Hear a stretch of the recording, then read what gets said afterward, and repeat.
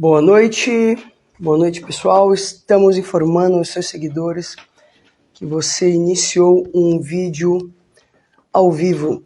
Hoje, uma live super importante desse livro aqui, do Marcos do Rio Teixeira, da Valéria Kodato, intitulado Os 4 Conceitos Fundamentais da Psicanálise Comentados. Li o livro, o livro é ótimo. Eu vou agora enviar o convite para o Marcos do Rio Teixeira e para a Valéria Kodato. Boa noite, pessoal, para a gente iniciar a discussão.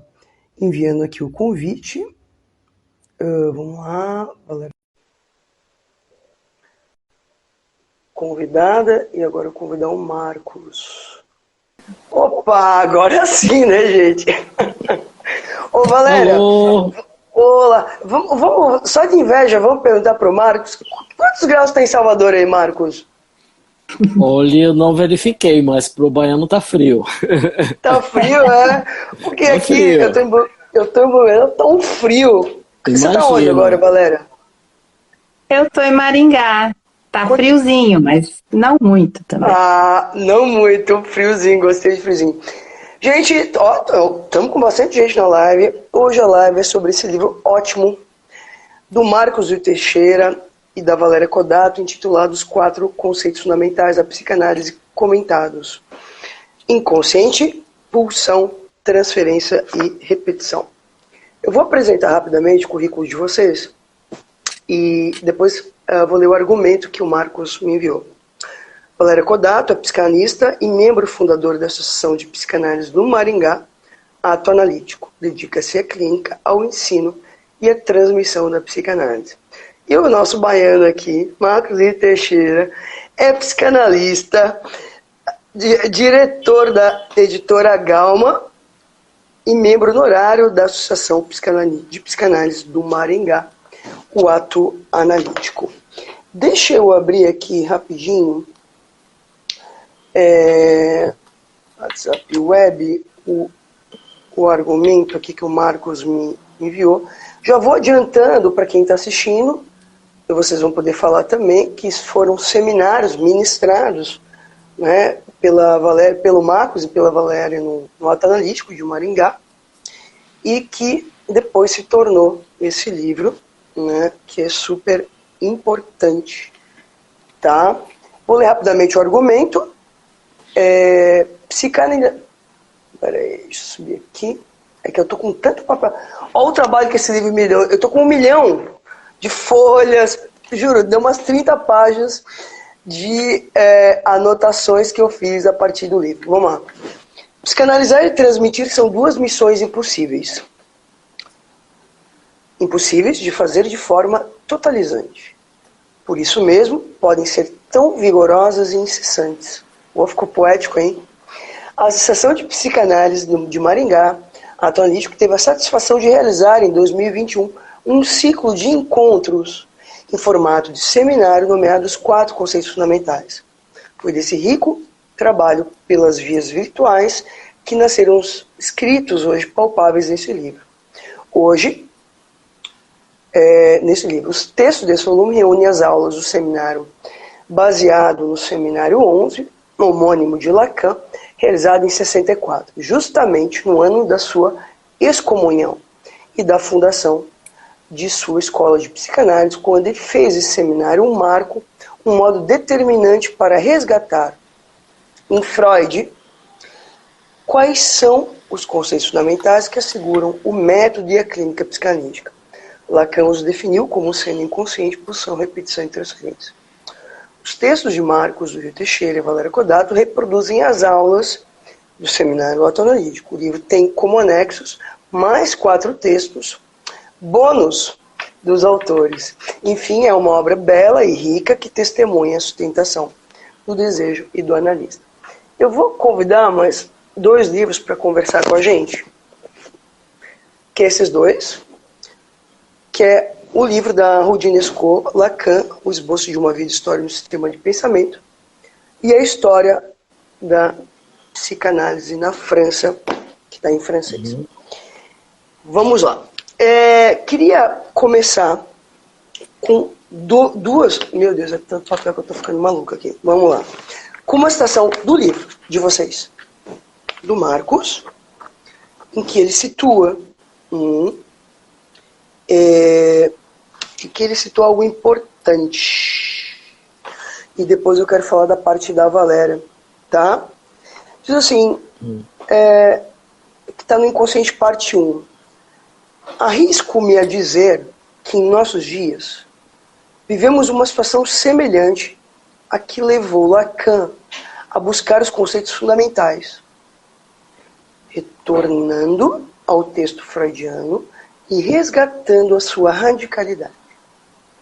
Ultimamente, temos visto os estudos acadêmicos da teoria psicanalítica que, a pretexto de atualizarem ante a situação social, distorcem seus conceitos e retiram destes o seu sentido. Isso é do Marcos. Valéria agora, que escreve na sequência do Marcos a parte da repetição. Num tempo em que, estamos escutando bem?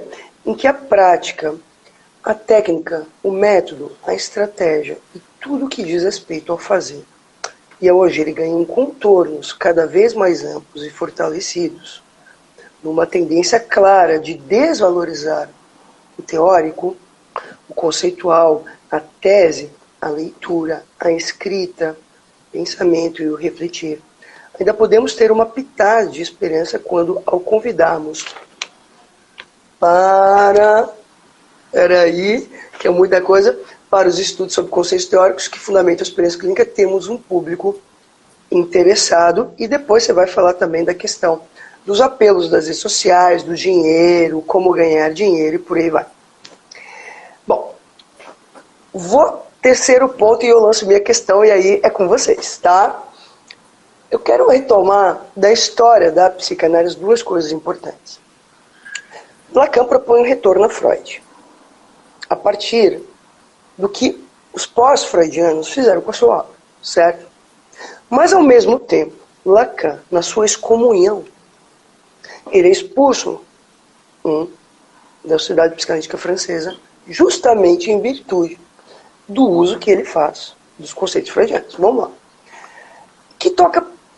A minha pergunta é, de alguma maneira, né? Porque vocês, quer dizer, de alguma maneira estão dizendo, vamos retornar aos conceitos e tal, né?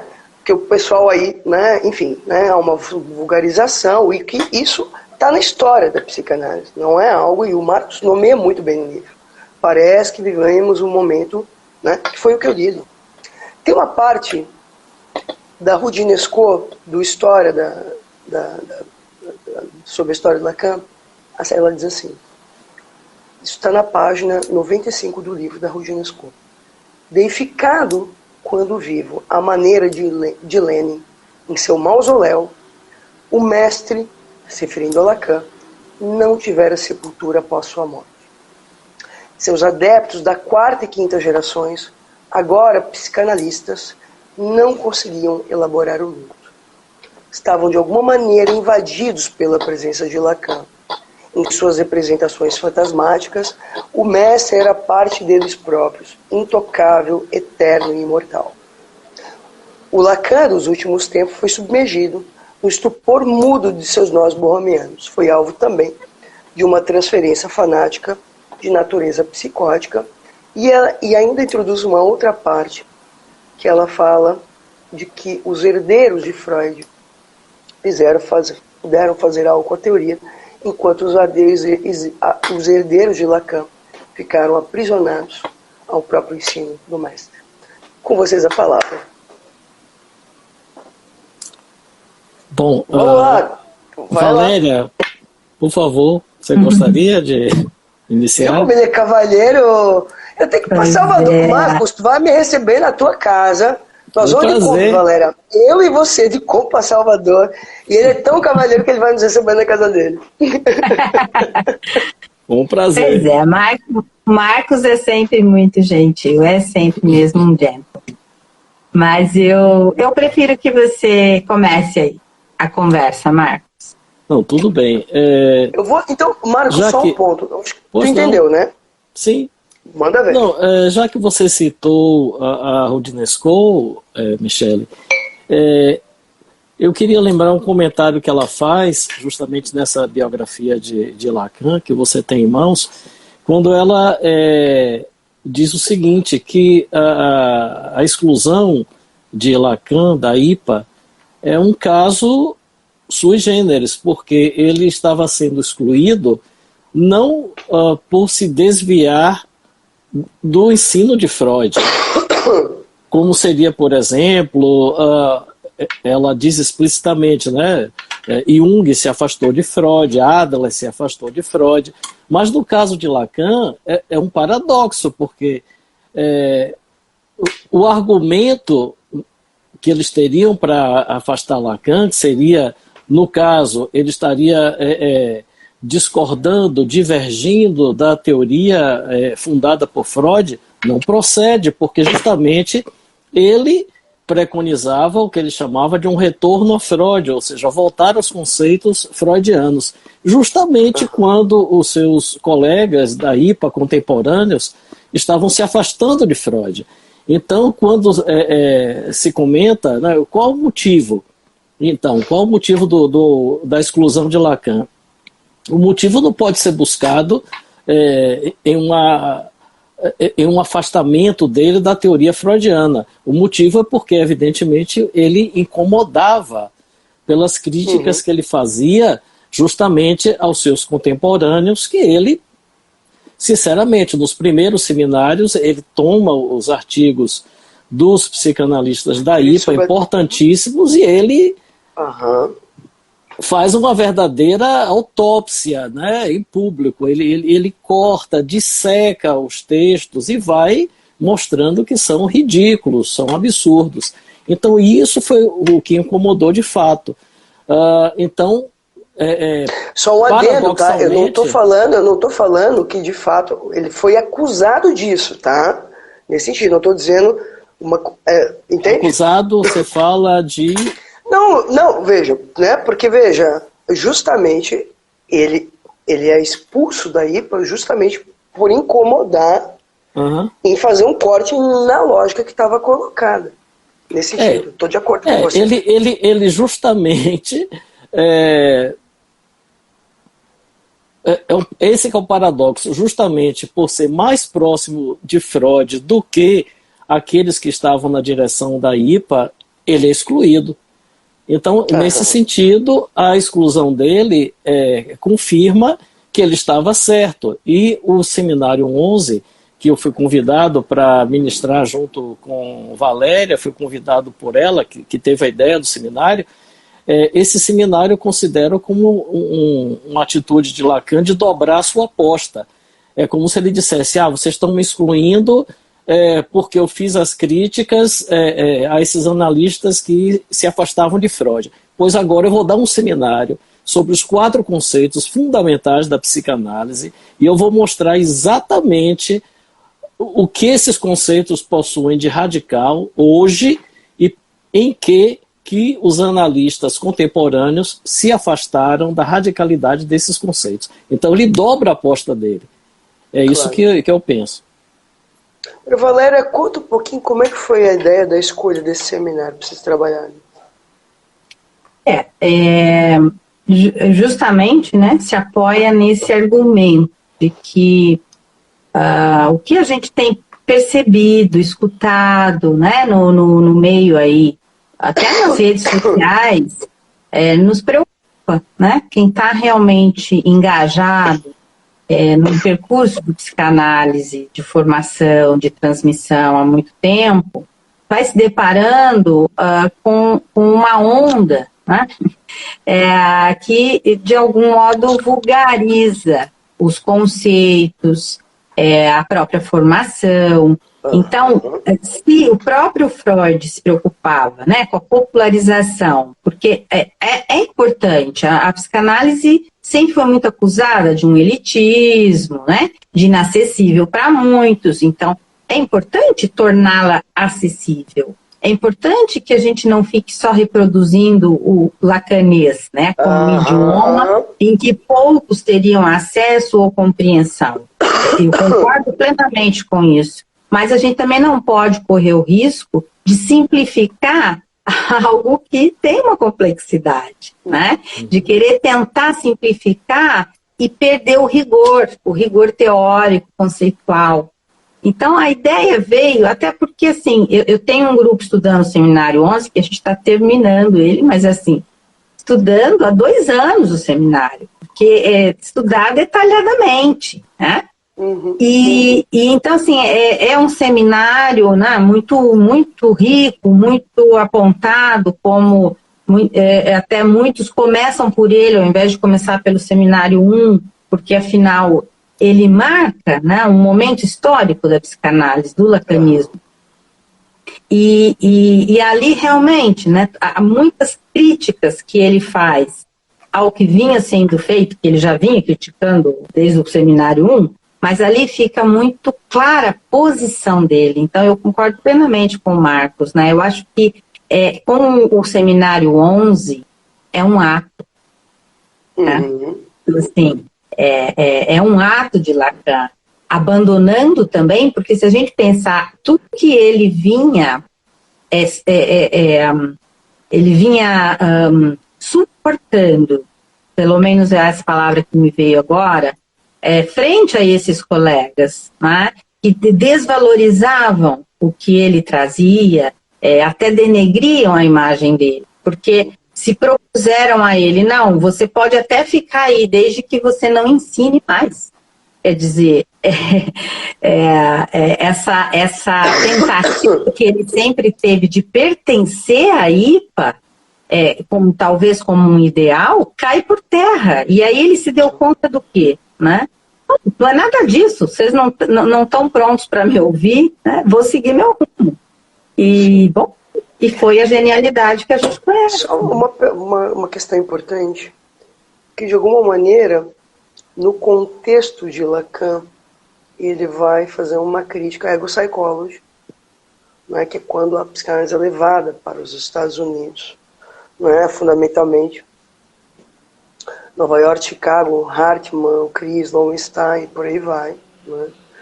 Mas tem algo importante, Valéria, que aparece na fala dos dois, né? Que um pouco dessa vulgarização dos conceitos também se produziu a partir do discurso universitário, das próprias universidades. E, fundamentalmente, nos cursos de psicologia, o que gerou dois efeitos, me parece, que de um lado de fascínio e de outro de rechaço.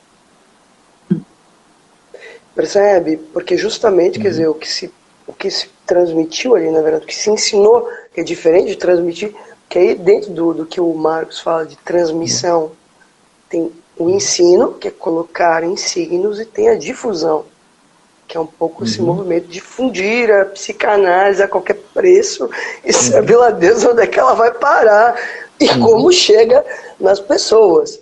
Né? Mas eu queria escutar um pouquinho de vocês a partir do que o Lacan fala dos discursos. Né? Como é que vocês escutam essa questão atual? Porque vocês apontam algo importante. Tem algo da ordem de uma certa repetição da história colocado nos dias atuais, com vocês. Eu não tenho a experiência, no caso do meio universitário, né? Quer dizer, eu vejo de fora, né? Como alguém que observa. No caso, a Valéria está mais próxima, eu poderia falar com experiência. Mas eu acho que eu não vejo problema em si no fato da psicanálise ser ensinada como, enfim, enquanto teoria na universidade, guardando-se a ressalva de que o título universitário não é uma autorização para exercício da psicanálise. Que você realmente exerça a psicanálise. Guardando essa ressalva, acho importantíssimo.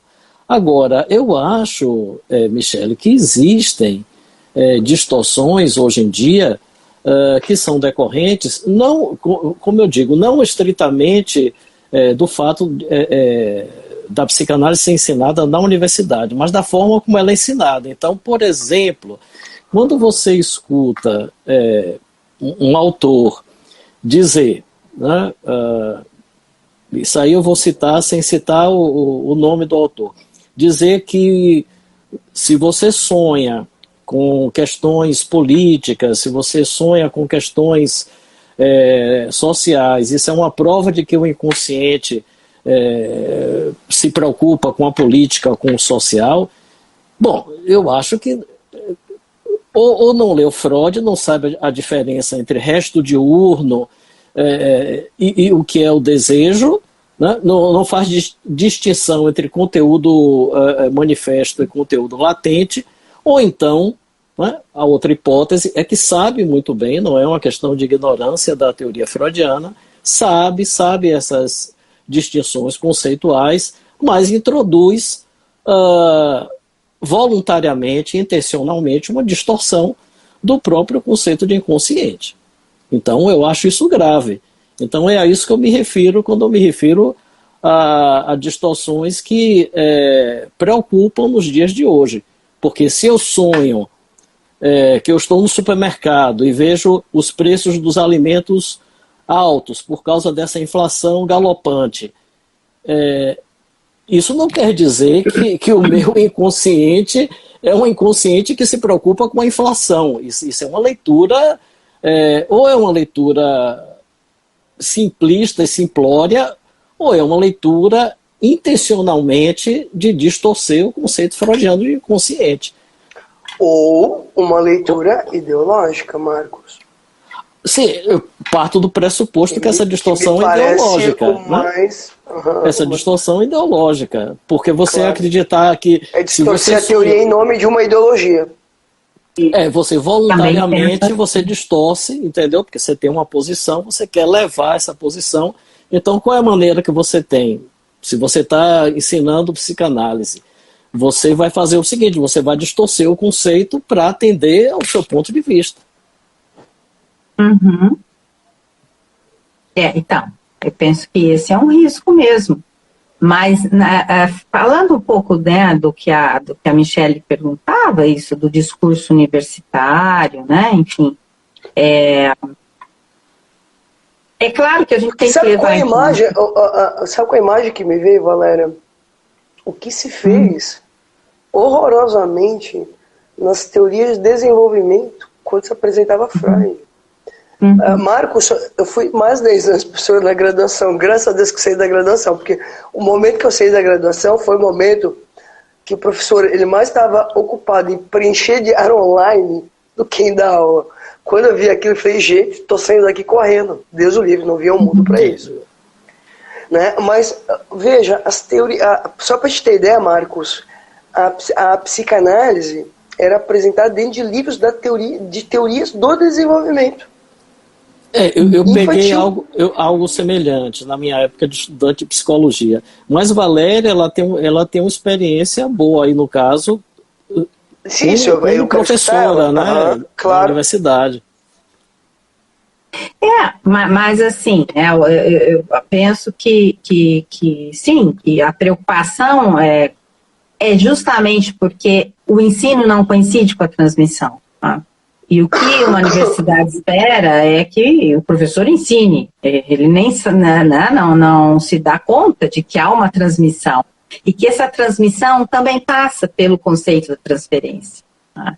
Assim, a relação professor-aluno também comparece uma transferência aí, para que o aluno tenha um desejo de saber, tá? Para que essa transmissão do real possa acontecer nessa dimensão outra, que não seja só ensinar conceitos. Então, por isso que eu vejo assim, é importante, evidentemente, que a universidade se ocupe disso, de ensinar os conceitos básicos, desde que não sejam deturpados. Eu, na minha graduação, gente, eu só estudava os conceitos de psicanálise por outros autores, pelos comentaristas. Assim, para ter acesso à obra de Freud, na universidade que eu estudei, era uma universidade extremamente comportamentalista, em que só existia lá uma edição só, do Freud da Imago na biblioteca, que a gente tem que sair nos tapas. Edição inglesa aquela? Para sair nos tapas com os colegas, para ver quem que ia conseguir pegar na biblioteca, e da Amarroto, que inclusive os bons professores falavam para a gente melhor usar o da Amarroto do que usar o da Imago.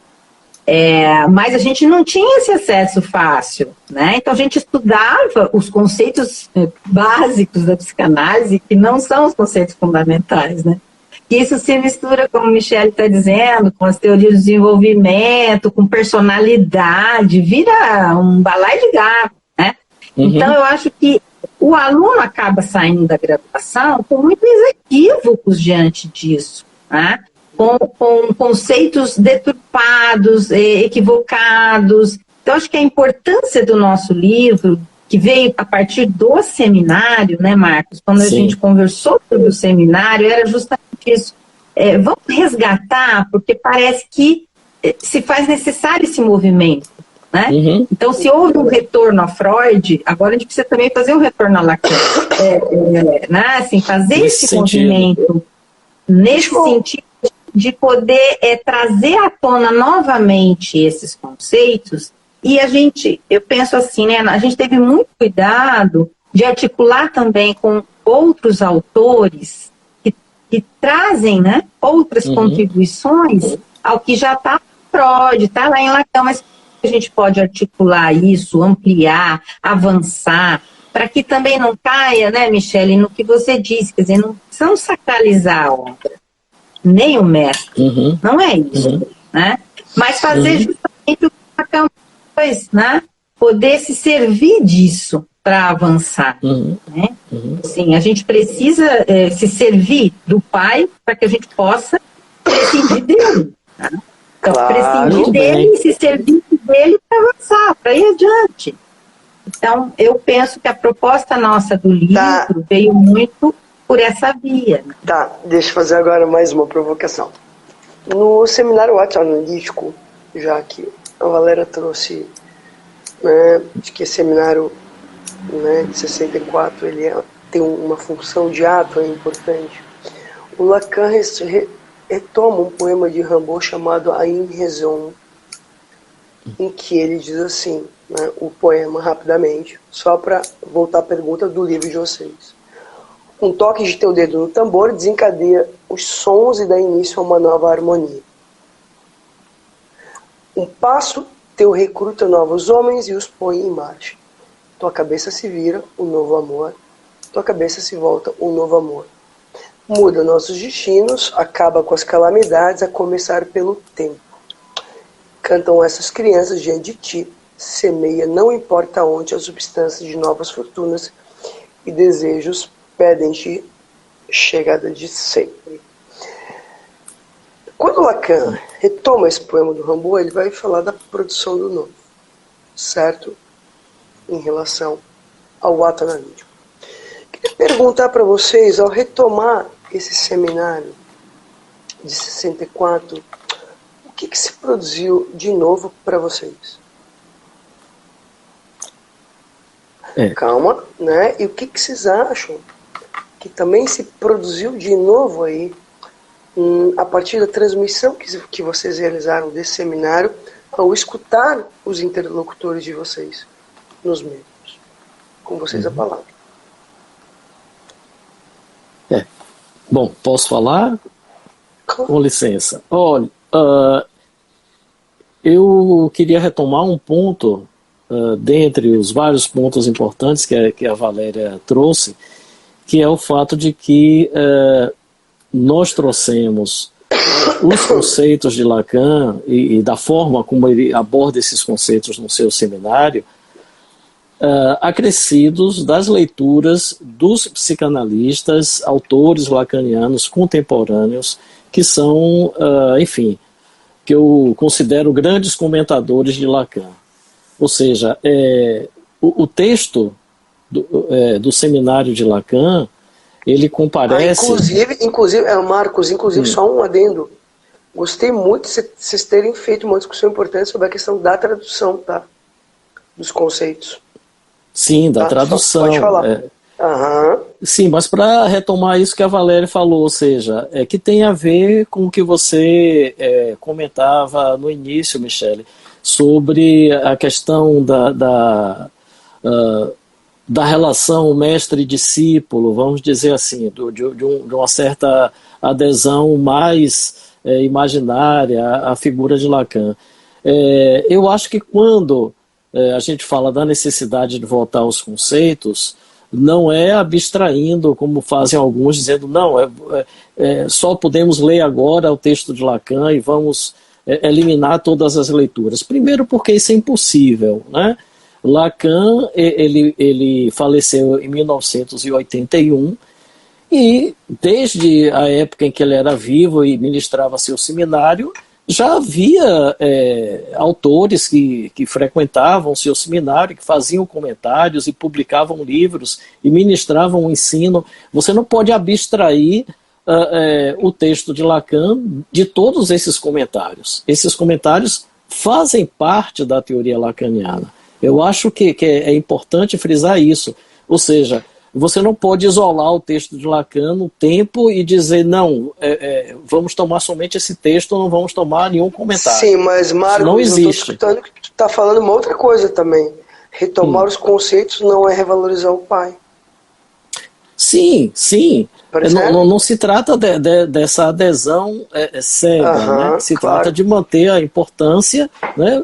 A importância da teoria, mas com as contribuições que muitas vezes são divergentes, muitas vezes trazem opiniões divergentes, e todas elas devem ser lidas e levadas em consideração. O problema que eu acho é que alguns comentários, como eu citei, esse caso do inconsciente, que me incomodou bastante, é que, na verdade, a pretexto de se introduzir uma radicalidade, na verdade se faz um retrocesso a uma noção de inconsciente que é pré-freudiana, que é a ideia do inconsciente como um duplo do eu, que é uma expressão que não é minha, né? Uma expressão de uma psicanalista lacaniana que eu trago, o comentário dela. O inconsciente como duplo do eu é isso, você imagina o eu, o ego, né? Como se diz na tradução da Standard, e você imagina o inconsciente como uma espécie de réplica do ego, só que numa camada mais profunda, porém funcionando da mesma forma que o ego. Então seria assim, olha, eu me preocupo com a inflação, eu me preocupo com a política, eu me preocupo com a situação social, aí o inconsciente reproduz isso, só que de forma profunda. Ou seja, o inconsciente como duplo do eu, né, como duplo do ego. Isso é uma noção, não é nem um conceito, é uma noção pré-freudiana, que perde a própria radicalidade do conceito. Mas eu queria fazer uma provocação com uma frase de Lacan. Lacan tem uma frase assim, já que você falou tanto em economia, tem uma frase, Valéria, escuta, é linda a frase de Lacan, diz assim: pobre dos ricos, que ao querer da completude tampona o desejo. É uma frase do Lacan. Tem algo importante nessa forçagem que você está trazendo, Marcos, que é justamente a eliminação dessa dimensão do enigma.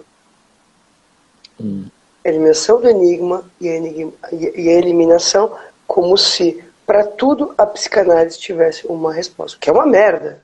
Não tem resposta para tudo. Não, mas na verdade isso produz o quê? Excesso de sentido, os caras viram coach que não responde a merda nenhuma, nada, não ajuda em absolutamente nada o sujeito, porque se autoajuda funcionasse, minha gente, se conselho funcionasse, as pessoas não davam, elas vendiam, né? Mas vamos lá, pessoal. Valéria, eu queria discutir um pouco sobre isso que o Marcos traz, e depois eu queria que vocês retomassem um pouquinho o que vocês perceberam assim, de discrepâncias aí, ou o que vocês escutam nos dias atuais disso que o Marcos traz, né? Dessa vulgarização dos conceitos, se trouxe alguns exemplos, mas também de um certo problema que se produziu a partir da tradução fundamentalmente a inglesa, que foi a tradução que chegou até nós, primeira, assim, que mais se propagou, né? Vamos lá, Valéria e Marcos. Valéria. Eu acho que veja como a gente vai abrindo, né, tantas possibilidades de a gente poder abordar e tratar esse assunto, o quanto que falar desses 4 conceitos fundamentais, porque justamente é o que fundamenta, né, é o que dá os fundamentos para a nossa operação clínica. É disso também que se trata, o quanto que há algo, né, como se houvesse algo mágico, né, algo intuitivo no nosso trabalho. Não, o nosso trabalho é apoiado na teoria, ele tem uma articulação da teoria com a prática que é indissolúvel, não dá para a gente trabalhar intuitivamente se a gente não está apoiado numa formalização teórica.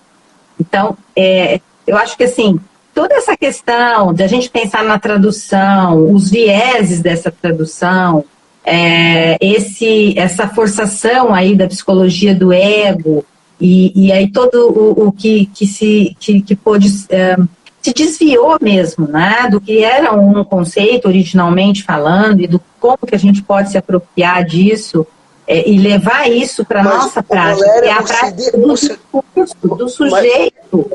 Sim. Não, mas o se desviou no sentido do Marcos, de tentar responder a algo, ou seja, ou pela via ideológica, ou pela via funcionalista, ou pela via de um certo discurso. Pode seguir. Sim, porque sim. E eu vejo até, né, quando você também fez uma referência, né, ao meu texto, lá no início da nossa conversa, quando eu digo, bom, né, então assim, hoje, há essa inundação aí, né, desses saberes do coaching, né, quer dizer, tudo que está no mercado como oferecendo uma resposta, e aí você falou ainda há pouco, né, que a psicanálise não pode entrar nessa dança. Justamente o que a psicanálise aponta é o furo disso tudo. Claro. Né? E aí o que a gente também se depara hoje é como é uma tendência mercadológica da psicanálise. Eu acho arrepiante, assim, de perigosa. Né? O quanto isso justamente vai contra todos os princípios da psicanálise. Né? Torná-la algo desse nível comercial, da promessa, né? Da verdade, do saber, do totalizador, vai garantir a felicidade, vai garantir que a pessoa realize o seu desejo, porque afinal é isso que a psicanálise propõe, né? Que o sujeito pode ir ao encontro do seu desejo. Mas, gente, a forma como trazem isso é completamente equivocada. E aí, assim, isso para mim ganha uma afinidade com a questão de mercado, sabe? Como um produto a ser vendido. E isso é muito preocupante. A psicanálise vai perdurar diante disso, sabe? É uma questão que me faz. Mas vejam, Valéria, eu acho que tem um ponto importante aí. Que você está falando de uma psicanálise tomada como objeto no discurso do capitalismo. Uhum. Né? Uhum. Queria escutar um pouquinho vocês em relação a isso, né? Porque o que aponta também que de um lado a gente tem duas coisas importantes. De um lado, a gente teve uma geração, e o Marcos deve lembrar, a Valéria deve lembrar, eu comecei minha formação muito jovem, e o que eu via era uma psicanálise sangrenta nas instituições psicanalíticas, sangrenta. A galera vivia com os seminários Lacan debaixo do braço, não tinha vida, as mulheres não casaram, não tiveram filho. Olha, uma vida dedicada à psicanálise. Quase umas beatas de igreja. Juro por Deus. Quando eu vi aquilo, eu falei, Jesus, eu vou sair correndo daqui. Não quero isso pra mim. E saí da universidade também por conta disso. Eu vi um monte de mulher feia, acabada, juro, Valéria, acabada, mal cuidada, juro, dedicada à universidade. Quase aquelas filhas solteironas dedicadas a cuidar do papai e mamãe. Falei, gente, não quero isso pra mim, tô saindo correndo aqui. Eu não vi o mundo pra isso.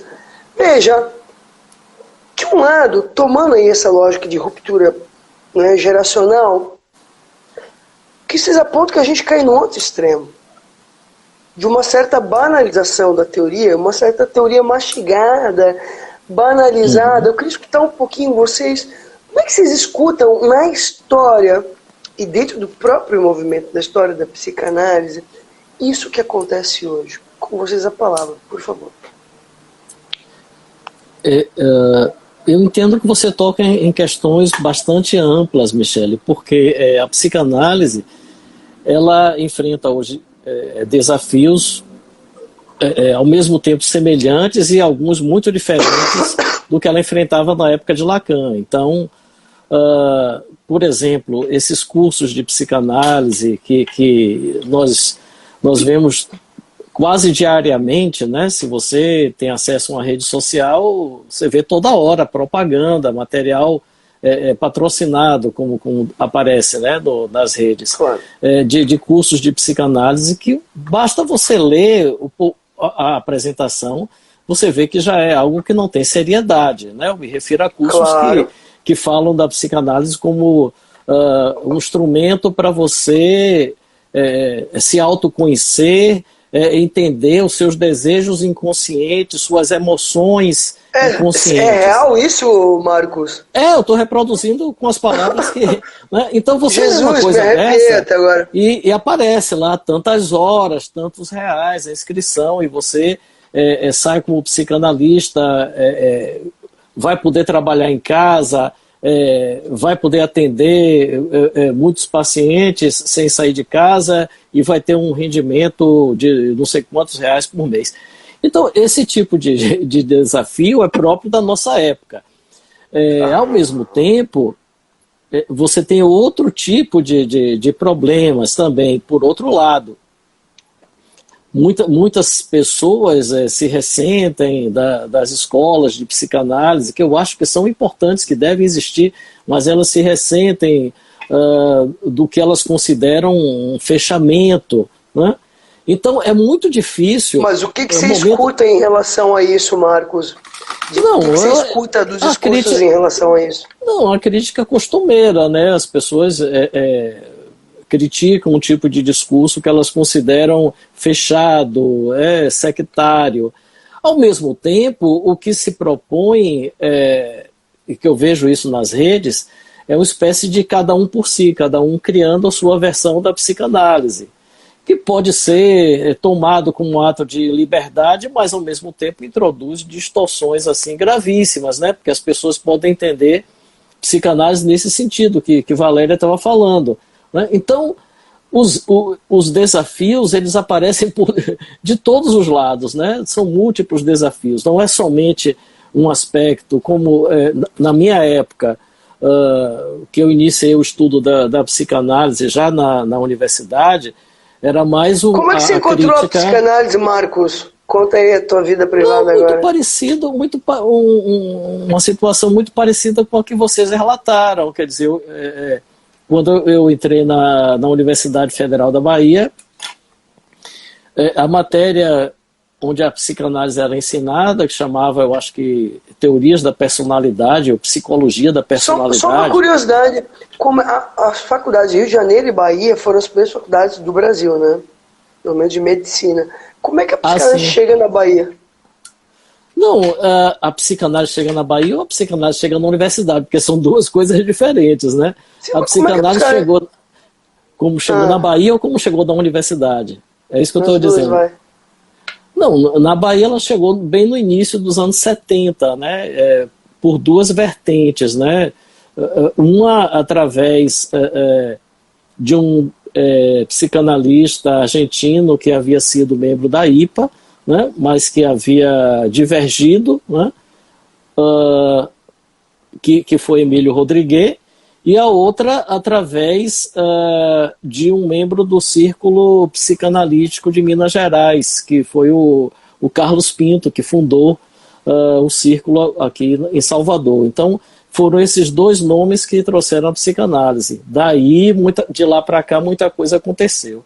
E na universidade eu comecei a estudar da forma que vocês relatavam. A psicanálise vinha no contexto de compêndios, né, de psicologia que citavam os conceitos psicanalíticos, né? Não era obra de Freud. Mas aí tem um detalhe interessante, que a minha turma foi a primeira turma, no caso, que fez uma revolução e botou para fora uma professora que ensinava psicanálise nesses compêndios. O que aconteceu? Conta uma forma para nós. Não, literalmente, a gente botou para fora e obrigou o departamento a contratar outra professora que ensinasse Freud com os textos de Freud. Eu acho que isso não teve precedentes, né? E depois também eu acho que não aconteceu isso novamente, porque os departamentos posteriores devem ter tido cuidado de não dar tanta liberdade aos estudantes, né? Mas a gente literalmente forçou Freud a ser ensinado com base no texto, né? No texto mesmo de Freud, não em compêndios. Mas enfim, esse é o meu relato pessoal. Mas eu acho que o problema hoje, ele, como eu disse, ele vem de múltiplas vertentes, de várias direções. Vem desses cursos fajutos, né, caça-níqueis. Ele vem de uma certa vulgarização, como Valéria falava, como você falava, e ele vem de um tipo de distorção que é nova, para mim é recente, que consiste nessa tentativa de tomar os conceitos freudianos, lacanianos, dando a eles uma conotação supostamente contestatória, mas que eu acho, na verdade, retrógrada e reacionária. Eu não entendi contestatória em que sentido, Marcos? No sentido político, porque as pessoas que anunciam essas histórias de que o sonho traz uma preocupação com a política, na verdade elas estão supostamente trazendo algo que contesta a situação política. Porém, né, paradoxalmente, como eu disse, introduzem uma noção de inconsciente que é uma noção retrógrada, pré-freudiana, atrasada, né, antiquada e retrógrada. Então, esse é o paradoxo. Mas Marcos, uma pergunta e eu queria passar a palavra para a Valéria. Sim. Não te parece que isso é muito mais da ordem de alguém que se apropria da teoria sem uma análise do que necessariamente? Porque isso também aponta, né, para alguém que, na verdade, né, porque é um perigo alguém estudar psicanálise sem uma análise. É verdade. Porque justamente passa a fazer um uso, né, um certo uso abusivo da teoria, inclusive. É verdade, você tem razão. Mas eu não sei, não conheço os autores que falam disso, não posso afirmar nada sobre a análise deles. Então vou jogar a bola para Valéria, porque tu também é professora, né, Valéria? Ou foi? Já fui. Né? Porque assim, o que eu percebi na época da graduação em psicologia, que uma coisa era um aluno que fazia análise, outra coisa era o aluno que não fazia análise, ele ficava buscando explicação para as questões sociais e suas na teoria, o que é uma produção excessiva de sentido. Contigo a palavra, Valéria, por gentileza. Eu acho que a gente vê muito isso mesmo, né? Eu acho que sim, com certeza. Também me deparei com essa realidade com os meus alunos, né? Durante os anos de graduação que eu ministrei aula. Mas eu fiquei pensando, né? Com essa tua questão aí, quando falta análise pessoal, né? O que o sujeito faz com a teoria quando não há análise? Mas esses cursos dos quais o Marcos apontava aí, e eu acho que tem um grande perigo, porque a venda desse curso, ela fica associada a esse, entre aspas, tripé, mas não tripé como nós, que estamos aí, né, numa formação da vida inteira na psicanálise. É uma formação contínua, a gente sabe, é um percurso que tem começo, mas não tem fim, né? Porque a gente está sempre produzindo algo novo. Como você perguntou, mas então, a partir disso que vocês fizeram, né? O que se produziu de novo para vocês? Né? Porque é isso, a gente não para. Eu acho que o que produziu novo, pelo menos para mim, foi escrever. Isso para mim já foi uma produção, uma baita produção nova, sabe? De transformar isso que era uma transmissão oral, né, um seminário, num escrito. Isso não é qualquer coisa, né? Quando a gente pode produzir isso e conversando e articulando com outros teóricos. Mas voltando a essa questão da análise, o perigo que eu vejo é que esses cursos prometem isso. E prometem como? Você vai fazer 3 anos de curso teórico, análise e supervisão. Tudo aqui com a gente, vai pagar lá um valor por mês, e ao final disso, então você fez 3 anos de análise, você fez 3 anos de supervisão, você fez 3 anos de estudos teóricos e ganhou sua carteirinha. Então, assim, a nossa seriedade... Claro, não é uma formação que leva em conta o 1 a 1, mas é algo colocado preta por ter como promessa. Se você cumprir o percurso, você se torna psicanalista. Exatamente. Então, assim, é o avesso, né? É o avesso do que a gente propõe. Então, falar assim, como eu também já escutei, eu já fiz análise. Uma pessoa começou ontem. Falar para mim, eu já fiz análise. Já fiz, já encerrei, já. Então, assim, como assim? Né? Já fez análise. Se eu contar para as cristas que estão assistindo, que eu comecei a me analisar desde 17 e nunca parei. Então. Conta quantos anos eu tenho 44, meu. Então, quantos trechos de análise que eu também já fiz, e, enfim, né? Isso faz parte aí da nossa ética. Porque é isso que é a questão, é de uma posição ética, né, da qual a gente responde. E eu gostaria de acrescentar as historietas que foram, né, então, faladas aqui. Eu gostaria de contar a psicanálise entrou na minha vida na universidade, como também acho que para vocês. Eu contei um pouquinho, né, de que eu estava numa universidade e também a psicanálise era... Fez a Federal do Paraná? Não, eu fiz o UEL, Universidade Estadual de Londrina. Londrina era onde existiam os pontos dos ratos e os laboratórios, e só existia isso. Né? Então, assim, estudar psicanálise era algo um pouco transgressivo, sabe? Subversivo. Uau! E eu acho que isso, para mim, né, hoje que eu posso saber disso, foi algo que me levou à psicanálise. Né? Assim, existia algo do subversivo. Eu entrei na universidade em 81, então foi no momento de passar, ainda no final de ditado. O que rolava de discurso na época que te dava essa ideia de que a psicanálise era subversiva? O que se falava naquele contexto ali da época? Na universidade? Eu acho que, você sabe o que eu fico pensando, não era nem talvez o que eu escutasse da psicanálise, mas era justamente saber que para que eu escutasse sobre ela, era sempre algo na surdina. Quer dizer, algo que só podia chegar um pouco disfarçado. Né? Então, era um enigma para mim, né? Era enigmático. E dentro daquele movimento político no qual eu estava inserida. Eu entrei na universidade muito jovem, eu tinha 16 anos. E a gente vivia o quê? Na história do Brasil, né? A condição de um final de ditadura, de uma promessa democrática. Então, eu acho que isso me aproximou da psicanálise. Lembra do disco do Tom Zé, que era uma bola de gude, justamente no ânus? Isso, então. É disso, sabe? Então, assim, o que a gente fazia nos corredores era justamente falar daquilo que não podia ser dito. Né? Então, acho que isso me levou muito para a psicanálise. Né? De eu querer saber o que é isso que não pode ser dito.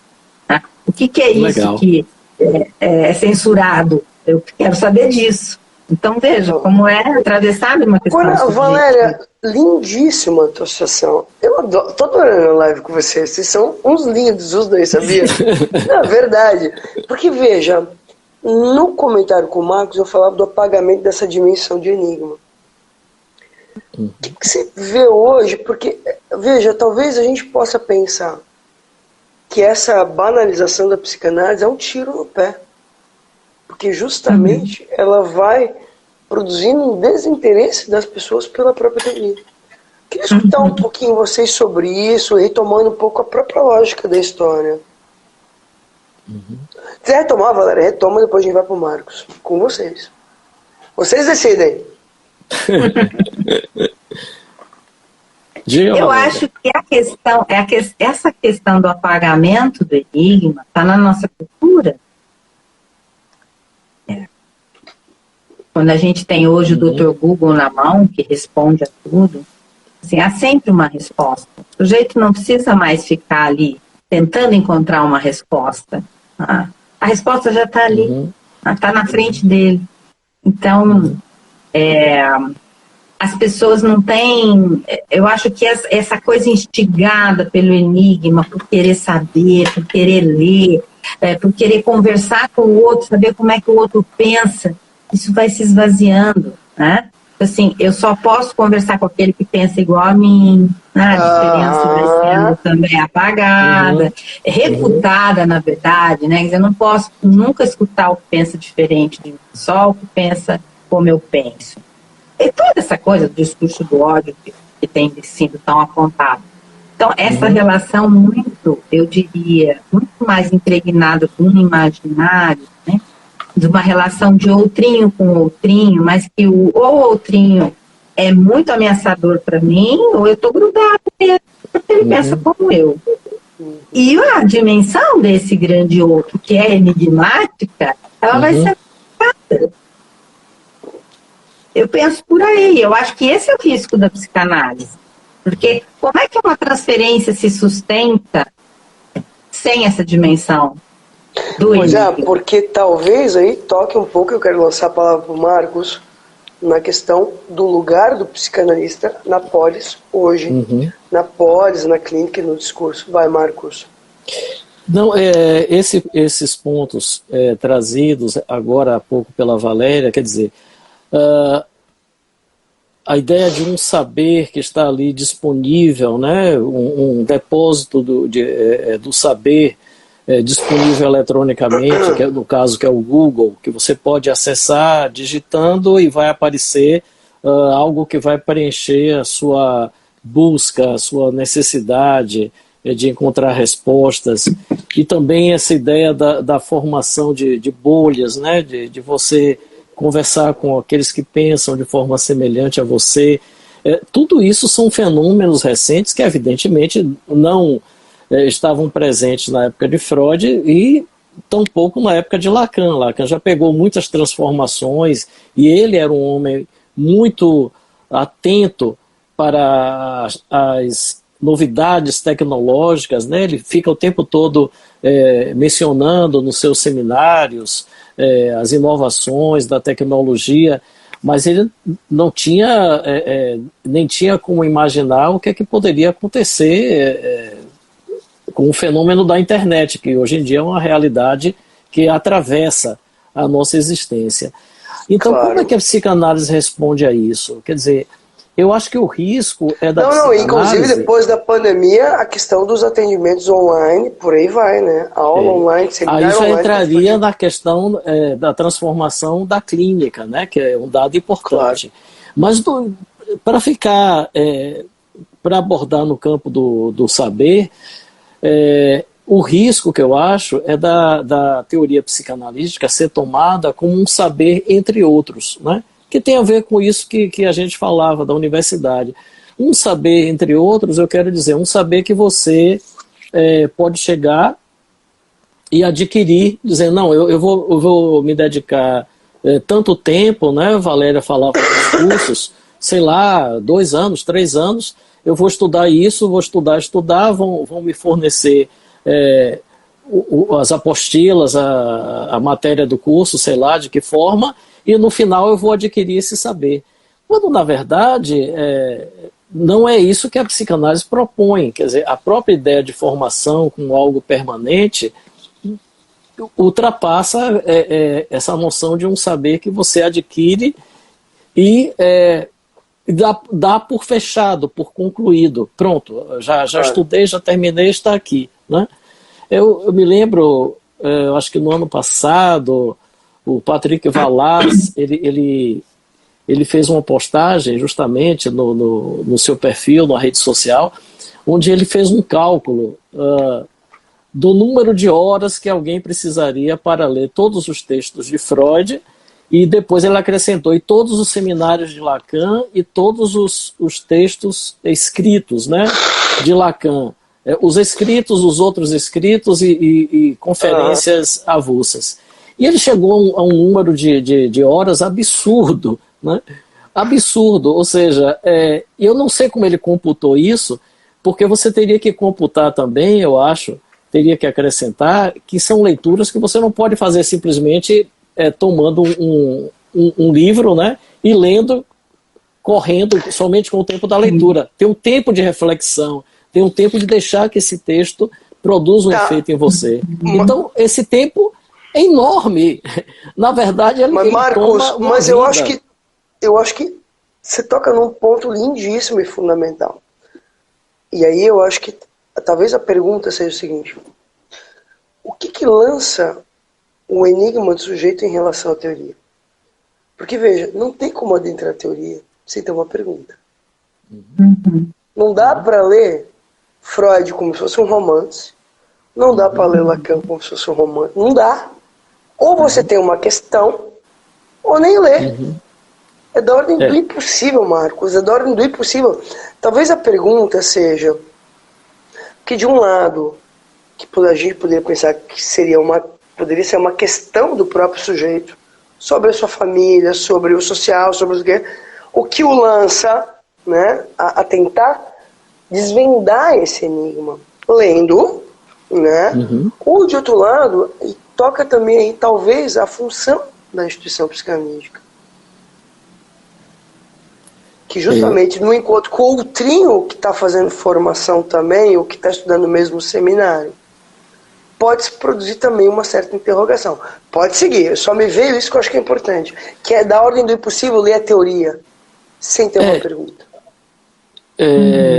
Foucault, que era um autor que, enfim, tinha uma série de críticas à psicanálise e que eu discordo muito dessas críticas, mas ele tinha uma relação com Lacan, e ele disse em determinado momento o seguinte, que não era impossível você ler Lacan simplesmente. Você vai tomar o texto de Lacan e você vai ler, porque ou você, se você não faz análise, ou você vai ser tomado por esse texto e você vai começar uma análise, ou então você fecha o livro e não lê mais.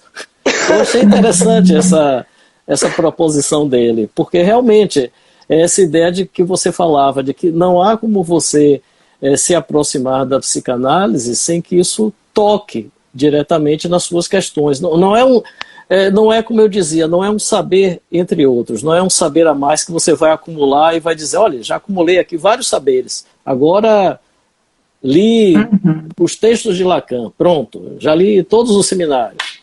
Quer dizer, não tem como. Porque a gente é atravessado por essa leitura, né? Algo desse saber insabido aí, que está o tempo inteiro nos acossando, né? E é isso, né? Quantas vezes a gente também pega para ler e fecha aquele... Fala, não vou entender nada desse negócio. Porque naquele momento não é possível, né? Há uma resistência até para aquela leitura. Porque há algo aí que te toca num ponto em que você não consegue avançar. E aí, de repente, você pega aquele livro num outro momento e você fala, nossa, era isso então? É lindo isso, eu acho isso maravilhoso, né? É uma experiência de leitura que é uma experiência maravilhosa. Né? O encontro com o texto, o encontro da gente com o texto. A gente se vê atravessado por ele, mas a gente também faz um encontro com ele, em vários pontos, em vários momentos, né? Eu acho isso maravilhoso. Não, realmente, só para acrescentar... Pode ir, Marco. Isso que Valéria falou, eu me lembrei aqui de uma experiência de um cartel que eu participei, onde as pessoas os outros membros do cartel eram pessoas bem mais jovens que eu, e me lembro que eu trouxe acho que foi Acho não, foi um trecho do livro de Soler, né, o que Lacan dizia das mulheres. E eu comentei um trechinho, e uma das pessoas, isso provocou um efeito que perturbou muito, né? E depois ela disse, né, que aquele... Tu lembra o que tu falou? Hã? Mais ou menos, tu lembra o que tu falou? Eu não vou entrar em detalhes, porque eu tenho medo de acabar revelando qual foi a questão da pessoa. Mas era um comentário que a Soler fazia, enfim, sobre o relacionamento homem-mulher, e que era uma coisa assim, que eu citava como sendo, enfim, uma questão teórica, trazida por uma autora lacaniana, importante e tal. Mas aquilo ecoou, né, em alguém do cartel, mas ecoou no seu íntimo, né? E que eu vi que perturbou realmente. Então a gente nunca sabe o efeito que a teoria vai trazer, né? É isso que a Valéria estava falando, né? Que ela estava comentando, não, mas isso é lindo. É lindo e ao mesmo tempo, né? Para quem não tem, né, Valéria, a proximidade com a psicanálise, é lindo e é assustador, né? Porque toma a pessoa, né? O texto provoca um efeito. Nós somos lidos pelo texto. Né? Nós somos lidos pelo texto. O que retoma um pouco o texto estranho do Freud também, né? Percebe? Agora, nesse sentido, queria colocar uma pergunta para vocês. Que talvez as questões colocadas pelo discurso social, pelo associal da época do Freud, do Lacan, né, levavam os sujeitos à psicanálise a partir de questões muito diversas das de hoje. Certo? Certo. A partir... Eu tô com uma tosse horrorosa. A partir do que vocês têm escutado, né, tanto na transmissão quanto na própria clínica, o que vocês acham? Porque a Valéria, no início da live, traz algo importante, né? Não sei se a psicanálise sobrevive, né? Mas me parece que enquanto ela cumpre essa função de enigma, e que não seja tomada, né, Marcos, como mais uma teoria, né, ela vai ter uma função importante. Que talvez a gente possa tomar como sendo uma certa função de retomar um certo lastro que a Nádia vai falar entre o passado, presente e futuro, que é retomar uma certa, quer dizer, um pouco a história do próprio sujeito, a história da vida, a história do mundo, porque uma coisa absurda, eu falo para vocês, as pessoas não sabem a história do nome do bairro que moram, a história da cidade, não sabem nada. E aí você vai se deparar com um bando de estudantes na época do negócio da Dilma, que foi o impeachment, pedindo intervenção militar, de retorno à ditadura. Gente, entende? Porque é um pouco isso, assim, quando você apaga o passado, e não estou nem entrando em questões políticas, nada a ver com isso, tá? Quando você apaga o passado, quer dizer, a vida se torna um eterno presente. Queria escutar um pouco vocês, o que vocês acham, retomando um pouquinho o próprio nascimento da psicanálise, a partir da histeria. Nesse fio, acho que retomar esse fio é importante. O que vocês acham que leva alguém para análise hoje? Com vocês, por favor. Vocês entenderam a questão, né? O que leva alguém para análise hoje. Claro, mas veja, também poder pensar, na época do Freud, começa com a epidemia de histeria, de alguma maneira. Né? Quer dizer, as mulheres em sofrimento, que tinha a ver com uma certa lógica do lado social, do discurso da época em que elas viviam, etc, etc. Né? A história mudou um tanto, né? Mas eu acho que poder pensar que questões que se colocam hoje, que fazem com que alguém possa produzir um enigma sobre si mesmo e dizer, cara, eu preciso falar disso com alguém, acho que é uma pergunta importante. Sim. Diga, Valéria. Eu acho que também é uma questão que também me ocorre pensar, né? Já, até porque eu me ocupo também de ministrar aulas, né? sobre diagnóstico, sobre estrutura, enfim. Né? Então, assim, pensar o que a gente escuta como sintoma hoje na clínica, né? Se é o que era um sintoma, porque a gente também sabe que há uma produção sintomática que também tem uma relação com o discurso social, né? Não dá para apagar isso. Então, o que a gente vem escutando, eu falo sempre isso, o que eu escutava há 30 anos na clínica, não é o que eu escuto hoje. O que você percebe diferença? Conta um pouquinho. Então, um pouco do que você disse, quer dizer, um sujeito que chega muito sem história, sem mito, não sabe falar nada da vida dele, dos antepassados, enfim, né? É como se ele tivesse brotado, sem uma árvore genealógica, né? Mas assim, ele brotou. Tá? Então, não uma associação livre muito pobre, né? Assim, as coisas ficam muito no campo superficial. Mas eu diria, né? Fica uma coisa muito do dia a dia. É um discurso muito difícil de você furar, de você justamente provocar ali algo enigmático, que esse sujeito fala, nossa, eu quero saber disso. Ah? Não é isso. Ele vem com a pergunta do Google. Me diga aí. Né? Me diga aí. Eu faço isso aqui ou aquilo lá. Né? Então, assim, eu faço... eu vou para aula de manhã ou para a tarde? Namoro o fulaninho ou cicaninho? Enfim, né? Não tem a ver com as suas questões. Mas é interessante, são perguntas adolescentes também, né? Sim, e que permanecem, né? A gente vê hoje chegar adultos, qualquer questão nunca foi resolvida, porque nem viveu a adolescência como deveria ter vivido, né? Mas eu vejo assim, ó, até por causa dessa lógica do mercado, muitas pessoas vêm por essa pressão de que não está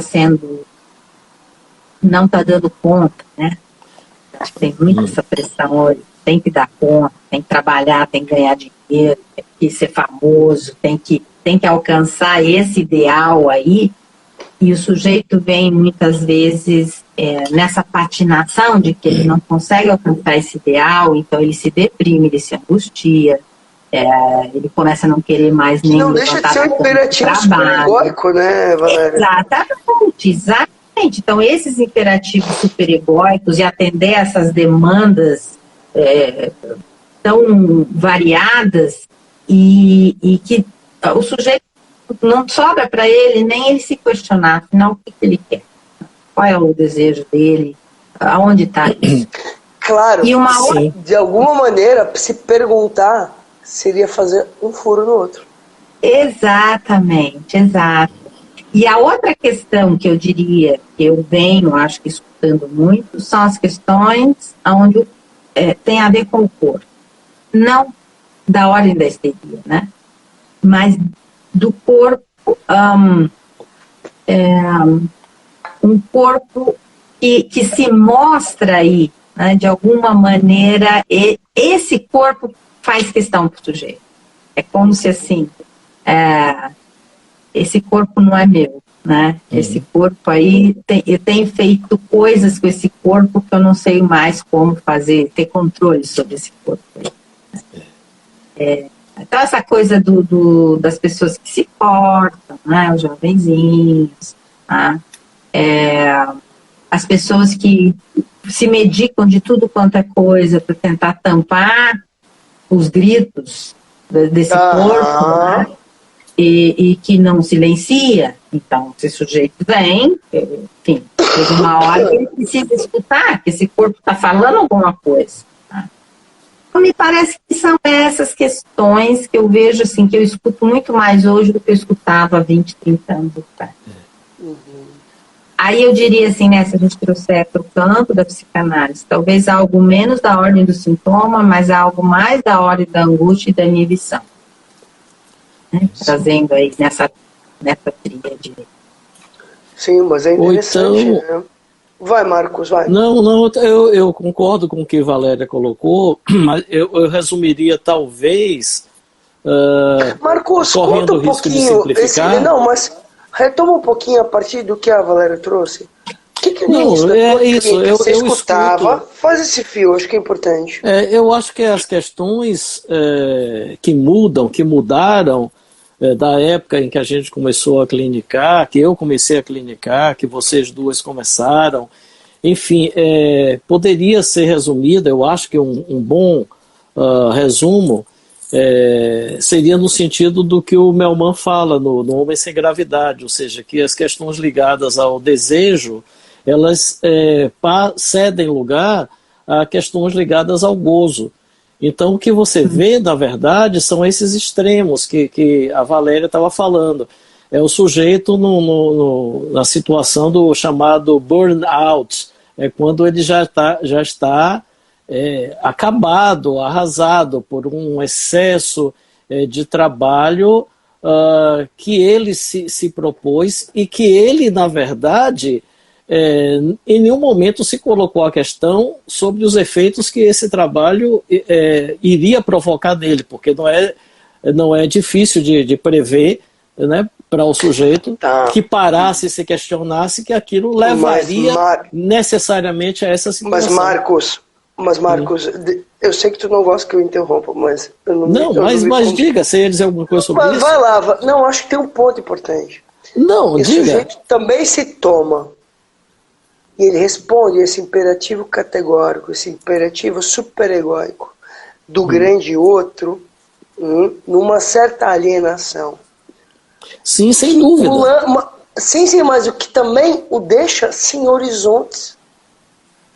Porque o que acontece, né? Ele fica, né? Ele vai, é quase aquele filme Tempos Modernos Chaplin, ele vai respondendo a demanda e funcionando como máquina, trabalha, prestígio, e veja, tá, mas a pergunta é, e aí eu queria te fazer uma pergunta importante, Marcos, super linda, é o meu sonho quase. A máquina, ela roda, mas não sai do lugar. O que o sujeito não se dá conta é que ele vai para lugar algum. Que quando você pergunta para um paciente como esse, tá, você trabalha tanto, você quer chegar aonde? Não sei. Vai lá, Marcos. Não, vai, mestre dos mares, vai. Não, o problema mestre baiano dos mares. Não, o problema é justamente esse. O que eu acho que a gente está colocando aqui é o desafio para a psicanálise, quer dizer, diante de um sujeito que não se coloca uma questão sobre o seu desejo, que simplesmente ele entra nesse círculo vicioso do gozo e não sai disso e não se coloca a questão, ou se você coloca a questão para ele, ele simplesmente diz, não sei, mas é um não sei que não tem nenhuma curiosidade, não é assim, puxa, não sei, por que será? Não sei. Não, e continua preso nisso. Esse é o grande desafio, né? E o outro seria essa tendência também muito contemporânea que Valéria mencionou aí, do Dr. Google, né, de buscar as respostas no Google e, uma vez encontrando, se dá por satisfeito e se autoexplicar a partir desse saber pré-fabricado, né, que encontrou ali na internet. Então, o sujeito se dá por satisfeito e diz, eu sou isso, ou eu tenho isso, né, tem um rótulo lá. Né? Ele leu, ele encontrou alguma coisa que explica para ele o que ele sente, o que ele está passando, e isso fecha, né? Esse mas Marcos, aí que tá, o que eu escuto dos pacientes, que eles vão no Google, obtêm uma resposta e voltam para o Google, mais uma resposta e voltam. Sim, eles ficam nessa própria lógica, não resolve para eles. Eles vão, na verdade, criando um imaginário, que é o que o DSM faz, né? E isso é acrescido do problema que a gente conversava, Michele, em outra live, que é a questão dos adolescentes e das crianças que hoje em dia colocam a demanda, no caso, né, da mudança de gênero, às vezes numa idade muito, muito, muito pequena, né? E eu justamente estou traduzindo um texto da Martine Lerud, né, que tem uma grande experiência com adolescentes, e ela comenta justamente isso. Esses adolescentes, eles colocam a sua demanda e a família, a escola, o meio social, todos se curvam diante da demanda. A demanda, hoje em dia, é rainha. Ela dita, né? Dita todas as respostas que o sujeito deseja. E, na verdade, isso é feito por um medo também, diz ela, o medo que essa família, o medo que essa escola tem. Ela comenta, no caso, uma atitude do Ministério da Educação da França, que é o temor de que esses adolescentes venham a cometer um ato suicida. Então, por temor do suicídio, o meio social, né, o entorno, família, escola e a própria sociedade corre para atender a demanda. Sim, vamos ou seja, atender essa ao demanda. Não querer perder, perde. Pois é. Tá aí. Porque eu quero só te trazer um belo exemplo que compõe com esse texto dela. Quando eu morei na França, em 2016, a Alta Autoridade de Saúde, HAS, faz a aprovação da identificação do TDAH e medicalização desse diagnóstico na primeira instância, porque antes era só a terceira instância. Não era no posto de saúde, né, francês. E qual é o argumento, Marcos e Teixeira? De que era necessário identificar precocemente o TDAH para evitar a delinquência. Mas que porra é essa, rapaz? E os psiquiatras que fizeram esse caralho desse negócio eram todos vinculados às companhias farmacêuticas. Entende que tem um jogo de interesses violento que vão, inclusive, conduzir as políticas públicas de uma maneira muito medíocre. E triste, né? Sim, é sorte. Bom, última pergunta para vocês dois, e a gente finaliza a live, que a gente falou bastante. Gente, queria perguntar para vocês, de último ponto, o que vocês recolheram? O livro, gente, está aqui o livro, né? Os 4 conceitos fundamentais da psicanálise comentados, livro seríssimo, né? Retoma tradições. Eu gostei muito do livro, queria parabenizá-los muito, de verdade. Um livro muito sério, muito consistente teoricamente, muito. Tá? E isso é um presente, né, para os tempos atuais. Queria perguntar para vocês um pouco, quando vocês decidiram publicar? É pergunta grande finale, tá? Então aproveitem e respondam bem. Quando vocês pensaram em publicar, o que vocês... Né, tá aqui. O que vocês pensaram, assim, em termos de... Cara, eu quero publicar esse livro, né, porque eu gostaria de transmitir algo. Mas antes eu teria uma pergunta anterior. Que efeitos que esse encontro aí do seminário, que se vê fruto de um seminário, como foram os seminários de Lacan, certo? Que frutos vocês puderam colher desses encontros dos seminários e que frutos vocês esperam colher desse livro com vocês? Quem começa? Valéria, começa, que eu estava falando até há pouco. Também eu falo, então, e deixo a palavra final contigo, acho importante. Bom, eu penso que os seminários até me surpreendeu, creio que para o Marcos também, o número de pessoas, né, que nos acompanharam. Foram 8 encontros, porque para cada um dos conceitos nós tivemos, né, 2 encontros marcados. Então, ao longo desses 8 encontros, um número, né, um público bastante interessado né, que acompanhou mesmo, que fazia perguntas, fazia uma interlocução.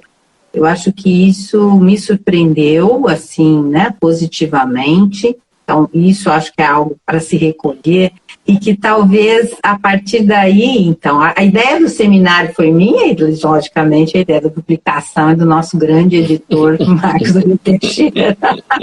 Né? Porque aí eu acho que justamente o interesse que o público demonstrou, o nível dos questionamentos, eu acho que só veio confirmar essa ideia de que isso é necessário chegar até as pessoas. Que as pessoas possam retomar esses conceitos, estudar e ter uma obra onde eles possam ter essas referências.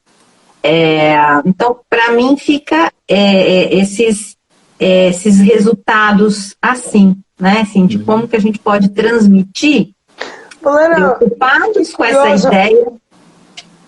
Como é que se funda a Associação Ato Analítico de Maringá? Conta um pouquinho, eu fiquei curiosa. Então, fico feliz em poder falar disso, né? Porque a gente estava falando da história da psicanálise, né? Da história da psicanálise na Bahia, como cada um de nós se introduziu aí.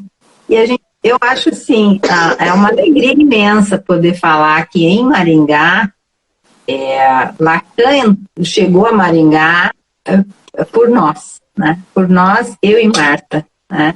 Então, assim, nós não éramos de Maringá, assim, nós não vivíamos aqui. Vocês são de onde? Conta um pouquinho, você é de onde, Valéria? Eu sou de Londrina, né? Vivia em Londrina, vivi muito Pequena Londres. E a Marta vivia nessa época em Umuarama, embora ela também tivesse estudado em Londrina.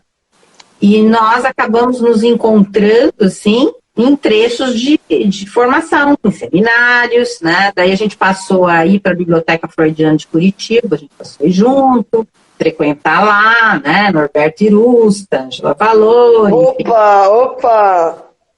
Queridíssimos, né? E aí, quando eu me mudei para Maringá, nós duas mais ou menos nos mudamos na mesma época, e foi essa época que a gente começou a frequentar a biblioteca. E aí a gente foi se deparando com o fato de que na universidade, só existia a universidade estadual, não existiam ainda, né, essas faculdades múltiplas que nós temos aqui, particulares. A psicanálise que era trabalhada dentro da UEM nem citava o nome de Lacan.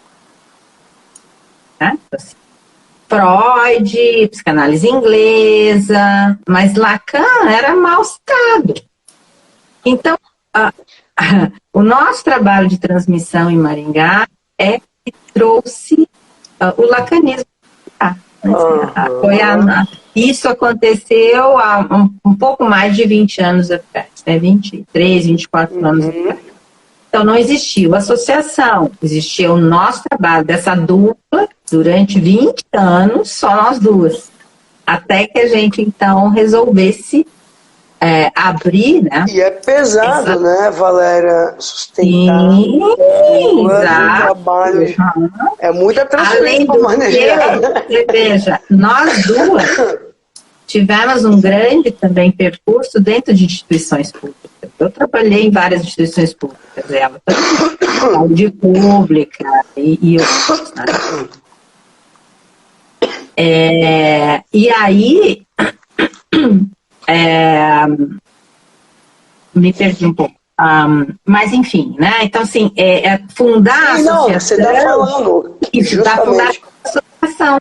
E depois de 20 anos, né, fazendo esse trabalho incansável da transmissão e né, de uma forma muito séria, muito ética, muitas pessoas com transferência conosco, até que então a gente se decidiu fazer disso, então, um ato, né, um outro ato, o ato analítico. Fundação.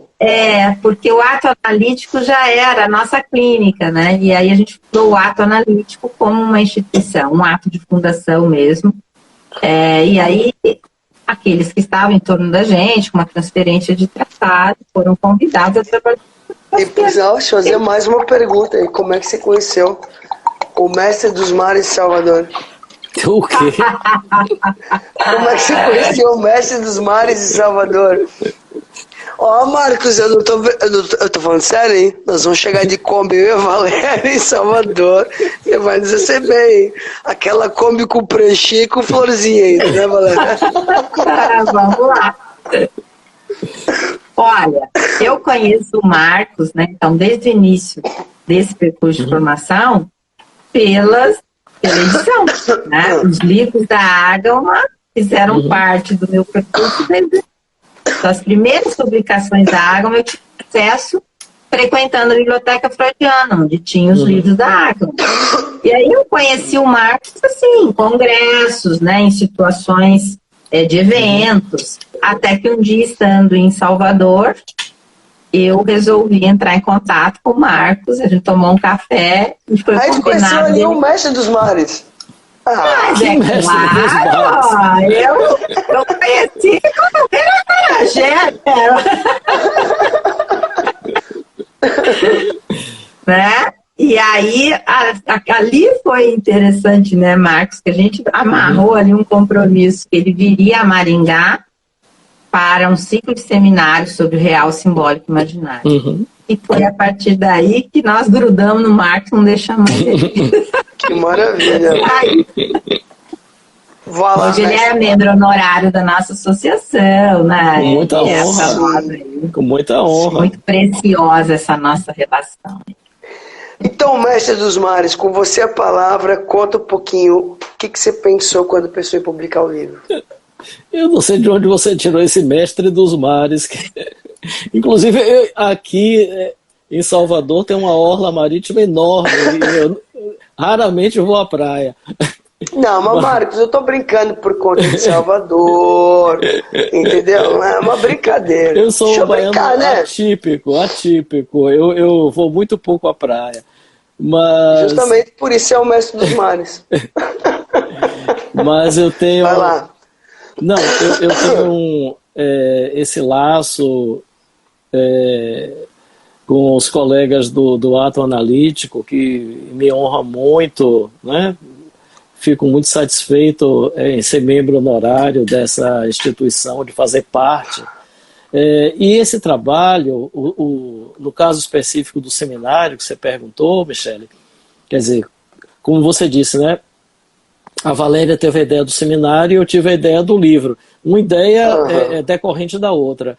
O seminário, para mim, foi muito importante fazer, porque eu gosto, né, desse trabalho de transmissão da psicanálise, e para mim, eu não sei simplesmente falar com um texto pronto e apresentar aquele trabalho, aquele texto, seja o que for, sem levar em consideração o que essas pessoas que escutam retornam para mim. Quer dizer, eu acho que, para mim, o ato de transmitir a psicanálise é inseparável do que você recebe, né, em retorno, de como as pessoas lhe escutam, o que elas colocam para você. É isso que eu gosto, é isso que me faz refletir sobre as próprias questões que eu estou trazendo ali e me faz justamente refletir, estudar depois e provocado por aquelas perguntas e trazer, né, algum tipo de resposta para isso. No caso do livro, bom, enfim, é evidente que eu vivo no mundo dos livros desde que eu aprendi a ler e me interesso justamente... Então me conta, né, a criação da Editora Gama.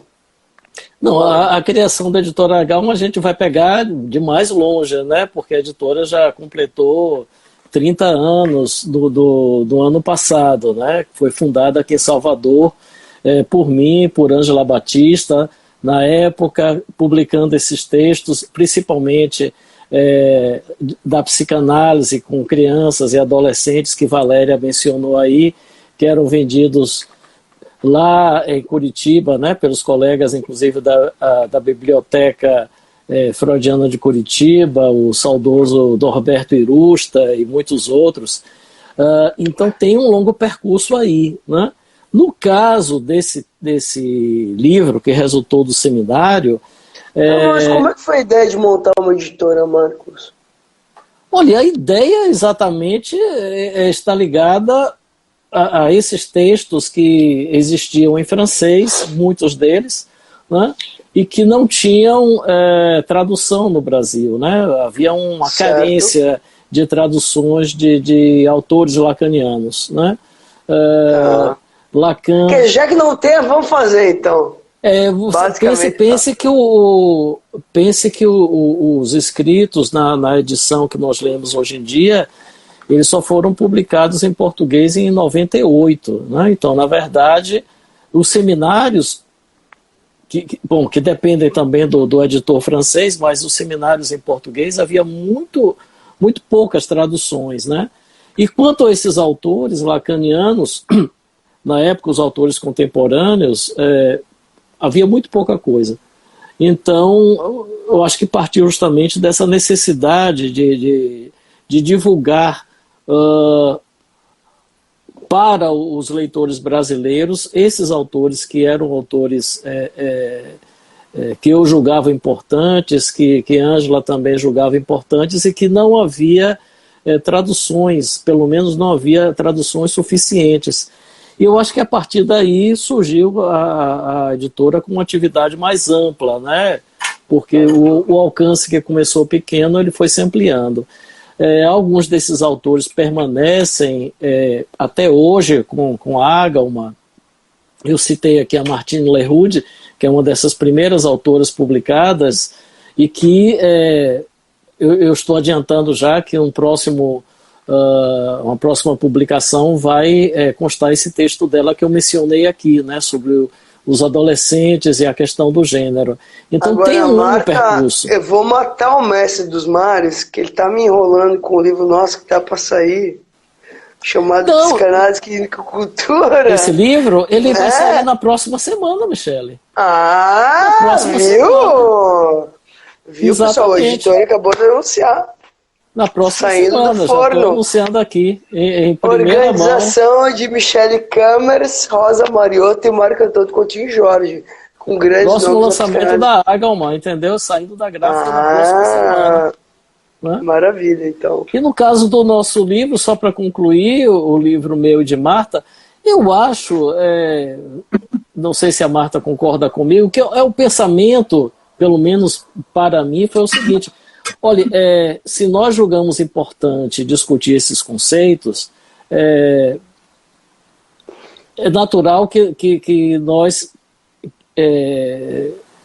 tenhamos, né, a intenção de ampliar o público que tem acesso a essa discussão, porque o livro é um instrumento muito mais amplo do que o seminário. Então, o livro, bom, uma vez que ele é editado, ele circula e mesmo você como autor, você como editor, não tem mais controle sobre ele. Ele está em circulação, você não sabe quem é que vai ler, você não sabe em que meios ele vai ser discutido, e eu acho isso muito interessante. Eu acho interessante lançar uma obra e jogá-la, mas, né, Marcos, no mundo. Então, eu quero finalizar com um grande elogio.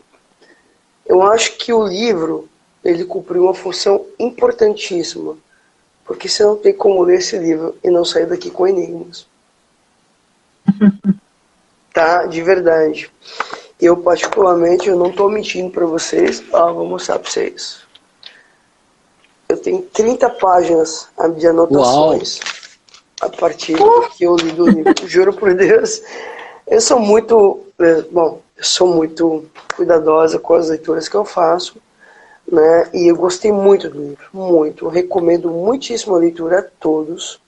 É um livro muito sério. Ele retoma não apenas, né, os erros de tradução, mas retoma partes preciosas da teoria, né, com muita precisão e acuidade. Então os dois estão de parabéns. Obrigado. Eu começo a live de hoje com uma provocação inicial, no sentido de, né, porque eu acho que tem uma báscula importante, né? E aí, nisso, eu acho que vocês, de alguma maneira, agora no final da live eu me dou conta, né? Que eu fiquei pensando assim, até que ponto também o livro, ao dizer, a precisão teórica não afastaria novos leitores, mas na verdade eu acho que não, porque na verdade ao retomar uma precisão teórica, vocês também colocam um enigma em relação ao que acontece nos dias atuais. Ou seja, acertaram na mosca. Tá bom? Vocês dois são dois lindos. Foi maravilhosa a live de hoje, adorável, viu? Gostei muito. Também. Obrigada. Obrigado. Agradeço, Valéria Kodato, Marcos de Teixeira. Obrigado. Gente, obrigado a todos. A gente teve uma audiência de quase 100 pessoas presentes com a gente. Que bom. Foi bem bom. Tá bom? E a gente segue conversando, ad infinito. Beijão. Beijo. Boa noite. Tchau, tchau. E seu livro vem aí, viu, Michele? Seu livro vem aí. Eu sei que ele chega. O Mestre dos Mares vai trazer. Agora sou eu que tô querendo ler, né? Beijo, pessoal. Boa noite.